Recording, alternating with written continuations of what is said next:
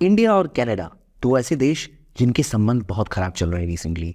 Prime minister Narendra Modi और Canada के prime minister Justin Trudeau के बीच में G20 के बाद से एक तल्खी देखी गई, और खासतौर पे जब हरदीप सिंह निज्जर की हत्या का जिम्मेदार इन्होंने इंडियंस को ठहराया, इंडियन गवर्नमेंट को ठहराया बिना किसी सबूत दिए, तब से ये संबंध और खराब हो गए हैं। अब एक नई न्यूज़ आई है कि कनाडा के 41 जो डिप्लोमेट्स हैं वो इंडिया से जा रहे हैं, उनको कनाडा ने वापस बुला लिया है। क्या है ये मुद्दा, क्यों ये हो रहा है, जानते हैं इस वीडियो में। वेलकम टू ज्ञान कोश। और आज हम समझेंगे क्या है इंडिया कनाडा की पॉलिटिक्स में एक नया विवाद। सबसे पहली बात, हुआ क्या, कनाडा ने 41 डिप्लोमेट्स को इंडिया से वापस बुला लिया। क्यों? क्योंकि कनाडा का कहना है कि उनकी डिप्लोमेटिक इम्यूनिटी छीन ली गई। क्या होती है डिप्लोमेटिक इम्यूनिटी? अगर आप किसी भी देश में डिप्लोमेट बन के जाते हैं तो एज पर वियना कन्वेंशन आपके पास एक डिप्लोमेटिक इम्यूनिटी होती है, यानी आपके ऊपर कोई केस नहीं किया जा सकता, क्योंकि आप एक राजदूत है, किसी दूसरे देश के मेहमान हैं। तो जो एम्बेसी होती है, किसी देश का दूतावास जो होता है, वहां पर उस पर्टिकुलर देश के कानून चलते हैं, उसकी सोवरेनिटी होती है, यानी बाहर की पुलिस वहां एंटर नहीं कर सकती। और वहां के लोगों, वहां के जो डिप्लोमेट्स होते हैं उनको इम्यूनिटी मिलती है कि उनके खिलाफ केस भी फाइल नहीं होता है। ये होता है डिप्लोमेटिक इम्यूनिटी जो दी जाती है हर देश के ना, जो डिप्लोमेट्स होते हैं उनको दूसरा देश देता है। जैसे इंडिया में अगर फ्रांस के हैं या कनाडा के हैं या ब्रिटेन के हैं, उन सभी डिप्लोमेट्स को डिप्लोमेटिक इम्यूनिटी मिलेगी और उनका जो एम्बेसी होगी वहां पर उनके अपने कायदे चलते हैं, भारत की पुलिस वहां नहीं एंटर करेगी बिना उनसे पूछे। ये मुद्दा है। लेकिन आगे बात क्या हुई ये समझेंगे। उससे पहले एक सवाल कि what is the capital of Canada? Ottawa, Vancouver, British Columbia, या आपको लग रहा है कोई और है? कमेंट सेक्शन में लिखिए जरूर, ठीक है। तो मैंने बात की डिप्लोमेटिक इम्यूनिटी की। आप डिप्लोमेट है तो आपको इम्यूनिटी मिलती है। तो कनाडा से जितने डिप्लोमेट इंडिया में आते हैं उनसे कम मात्रा में इंडिया के डिप्लोमेट कनाडा में जाते हैं, और जितने डिप्लोमेट इंडिया के कनाडा में थे, जो भारत के लोग कनाडा में काम करते थे डिप्लोमेसी में, डिप्लोमेटिक सेंटर्स में, उन सभी को अगर कभी गुरुद्वारे जाना होता था तो उनको रोक दिया जाता था, क्योंकि वहाँ खालिस्तानी ग्रुप्स बहुत ज़्यादा एक्टिव हैं।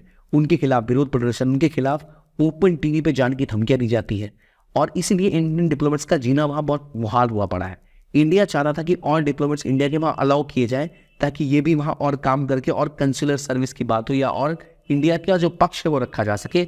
लेकिन कनाडा वो अलाउ नहीं करता है, जबकि बहुत ज़्यादा मात्रा में जो कैनेडियन डिप्लोमेट्स हैं वो इंडिया में रहते हैं। तो इंडिया ने डिमांड की कनाडा से कि हमें आप पैरिटी दो, जितने आपके डिप्लोमेट इंडिया में रहेंगे उतने ही इंडियन डिप्लोमेट कनाडा में रहेंगे। अगर आप ये पैरिटी नहीं देंगे तो भाई हम आपके डिप्लोमेट्स को इम्यूनिटी नहीं देंगे। जितने डिप्लोमेट्स को आप हमारी इम्यूनिटी देंगे उससे थोड़े 1, 2, 10 जाना आप ले लो, पर उससे ऊपर हम आपको डिप्लोमेटिक इम्यूनिटी नहीं देंगे। तो भारत ने जिनसे डिप्लोमेटिक इम्यूनिटी छीन ली वो सब जो डिप्लोमेट्स हैं अब वापस जा रहे हैं। तो ये जो डिप्लोमेट गए हैं ये इंडिया कनाडा की एम्बेसी से चलेगा, और कनाडा का कहना यह है कि हमें इंडिया में ज़्यादा डिप्लोमेट्स रखने पड़ते हैं। इसकी वजह यह है क्योंकि इंडिया से बहुत ज़्यादा संख्या में लोग परमानेंट रेजिडेंटशिप लेते हैं। मैक्सिमम जो हाईएस्ट कोई देश के नागरिक है जिन्होंने इंडिया की परमानेंट रेजिडेंटशिप पिछले साल ली है, वीज़ा के लिए अप्लाई किया है, वहाँ की सिटीजनशिप ली है, उसमें इंडिया टॉप पर आता है। इसलिए हमें यहाँ ज़्यादा एम्बेसी, ज़्यादा डिप्लोमेट रन करने पड़ते हैं, इसलिए हमें डिप्लोमेटिक ऑफिस ज़्यादा होते हैं, इसलिए हमें ज़्यादा डिप्लोमेट्स चाहिए, इसलिए हम ये दे रहे हैं। लेकिन वही रिक्वेस्ट अगर इंडिया कनाडा के लिए करे कि भाई हमें भी और स्टाफ रखने दो, हमारे भी लोगों को हमें और सर्विसेज कनाडा में देनी है, तो वो ऐसा नहीं कहते। उल्टा कैनेडियन प्राइम मिनिस्टर ने इंडिया के ऊपर सीधा आरोप लगाया था कि हरदीप सिंह निज्जर की हत्या के पीछे इंडियन गवर्नमेंट के एजेंट्स का हाथ है, जिसके बारे में उन्हें अभी तक कोई सबूत नहीं दिए।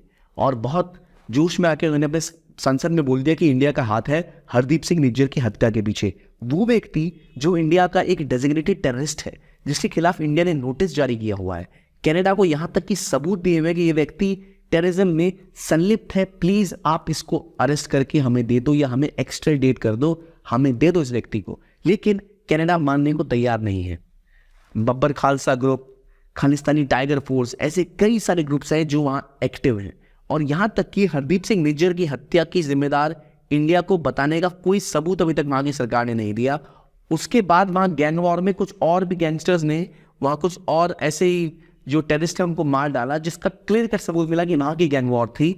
लेकिन उसके बाद भी कैनेडियन गवर्नमेंट का रवैया कुछ ऐसा ही रहा। तो इंडियन गवर्नमेंट ने कहा भाई बहुत हो गया, हम आपको जितने डिप्लोमेट्स हैं, जो ज़्यादा डिप्लोमेट्स इंडिया में, शायद उनका काम केवल यही है कि भारत में और ऐसे कार्यों को अंजाम देना। इंडिया एंटी इंडिया जो आप एक्टिविटी कनाडा में हो रही है उसको रोक भी नहीं रहे, इंडियन जो डिप्लोमेट्स हैं उनको आप सिक्योरिटी भी नहीं दे रहे, तो हम क्यों प्रोवाइड करें आपको इम्यूनिटी। तो जो बाकी डिप्लोमेट्स थे जिनको इम्यूनिटी हटाई थी भारत ने, वो अपने डिपेंडेंट्स के साथ, जो उनके ऊपर निर्भर हैं परिवार वाले, उनको साथ लेकर अब इंडिया से बाहर चले गए हैं। और ये मुद्दा और तूल पकड़ता दिख रहा है, क्योंकि कनाडा ने अपनी जो सिटीजन्स हैं उनको एक वार्निंग और दे दी कि अगर आप भारत जाएंगे तो वहाँ पर आपको इंटिमिडेशन और हैरासमेंट झेलनी पड़ सकती है। और ये कहना मतलब ये दर्शाता है कि वो ऐसा कहना चाह रहा है कैनेडियन सिटीजन्स को जानबूझकर इंडिया में हैरास किया जाता है, इंटिमिडेट किया जाता है, और यही कारण है कि वो ऐसी एडवाइजरी दे रहे हैं अपने नागरिकों को। इसका मतलब भारत और कनाडा के संबंध और तल्ख हो सकते हैं। भविष्य के टाइम में पता नहीं हमें इस चीज़ में और क्या बदलाव आएंगे, लेकिन तत्काल तो ना ही जस्टिन ट्रूडो ने कोई सबूत दिए थे, और उन्होंने खुद कहा था एक हफ्ते पहले कि वो इंडिया के साथ चीज़ों को एस्केलेट नहीं करना चाहते, इस विवाद को और बढ़ाना नहीं चाहते, बल्कि कंट्रोल में रखना चाहते हैं। तो ये विवाद इतना बढ़ रहा है कनाडा की तरफ से ही। अब देखते हैं आगे क्या स्टेप उठते हैं, हम आपको अपडेट करते रहेंगे कदम कदम पर। लेकिन अभी तो ऐसा कहीं से नहीं लग रहा कि कनाडा इंडिया के खिलाफ कुछ बड़े कदम उठा सकता है, क्योंकि कनाडा को इंडियन मार्केट की भी रिक्वायरमेंट है, और इंडिया कनाडा के संबंध बाकी एरियाज में उतने भी इंडिया कनाडा के ऊपर डिपेंडेंट नहीं है, लेकिन सॉवरेनिटी इंडिया की सर्वोपरि है, भारत की अखंडता सबसे ऊपर है। और अगर खालिस्तानी एलिमेंट्स को कनाडा ने कंट्रोल नहीं किया तो ये संबंध अभी सुधरते दिख भी नहीं रहे हैं। तो ये था वीडियो, देखने के लिए बहुत बहुत धन्यवाद। कीप ऑन वॉचिंग ज्ञान कोश।